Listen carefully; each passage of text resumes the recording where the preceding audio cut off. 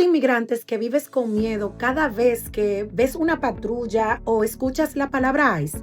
¿Eres tú ese que está con miedo constante, que te está robando la paz y te hace sentir atrapado o atrapada?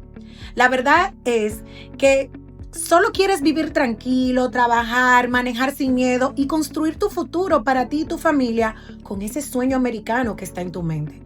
Nosotros, desde Migraconsul Immigration Services, revisamos tu situación actual y te explicamos con claridad si puedes aplicar a un alivio migratorio, como el ajuste de estatus, un asilo, una petición o cualquier otro proceso. Déjanos que podamos educarte y reemplazar ese miedo por conocimiento.